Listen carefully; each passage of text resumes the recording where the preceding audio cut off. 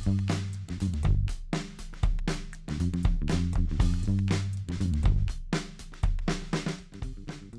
company produces 1,000 cylinders every day for a period of 10 days. Each cylinder is divided into 5 layers, and each layer is divided into 80 cells, which are all given a coordinate.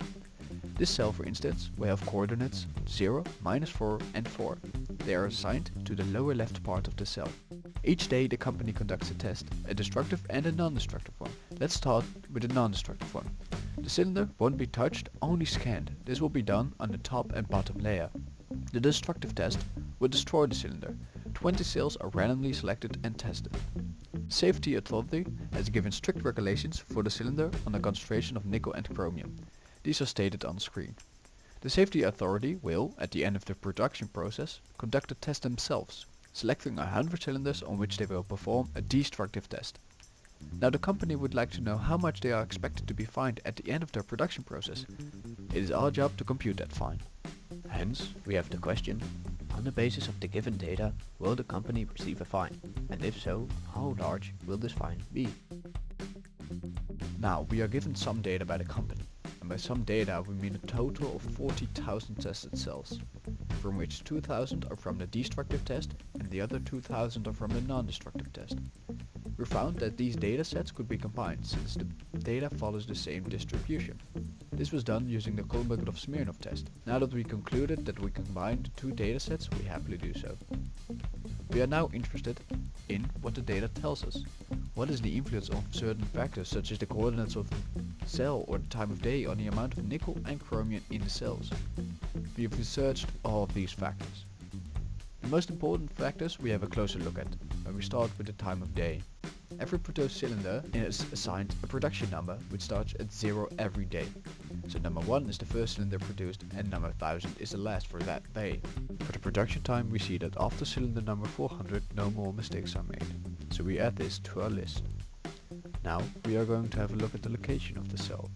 For the y-coordinate it is clearly visible that the variance in nickel and chromium is a lot higher for y-coordinates -1, 0 and 1. So we add this to our list as well. For the z-coordinate we first see something interesting for each layer. There seems to be a linear relation between the nickel and chromium concentration, where only in layers 0, 1 and 4 go beyond the limits of the regulations. This can be added to our list as well. There is a different linear correlation for each layer of the cylinder. This can be seen with the following lines. So we add this important linear correlation for each Z layer to our list. Even though there were more interesting things to be found in the data, these are the ones that stood out the most. On the basis of these graphs, simulations will be made to calculate an expectation for the fine for the company.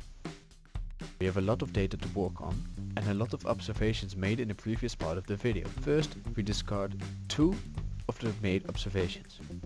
We start by filtering the data on the y-coordinate. Now we only want to split on the y variable. We could also split on the z-coordinate, but this is not beneficial for the model. Only splitting on the y-coordinate makes sure that more data points are included in the simulation. Taking only one y-coordinate and only looking at the nickel concentration gives the correlation between the nickel and the x-coordinate. You can see that there is a difference in variance on nickel for different x values. This is called heteroscedasticity. This is taken into account when creating a model from the weighted least squares method. This model gives an estimated value, upper and lower limit of the 95% prediction interval for each x value. We assume that each cell follows a normal distribution for the amount of nickel and chromium. The mean of this normal distribution is the estimated value of the model for the x value. The standard deviation can be retrieved from the prediction interval. Now that we have a model which can predict the amount of nickel and chromium in each cell, we can start working towards our goal, computing the expected fine.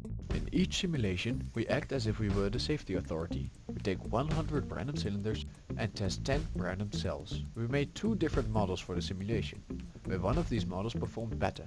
The result of this model are discussed here. From running the simulation a total of 100,000 times, we found an expected fine of 0.65 million euros. Regulation R2 was never breached in this simulation, hence the entire fine was computed out of how many times R1 failed. These results have been validated using a binomial approximation and other analytical methods.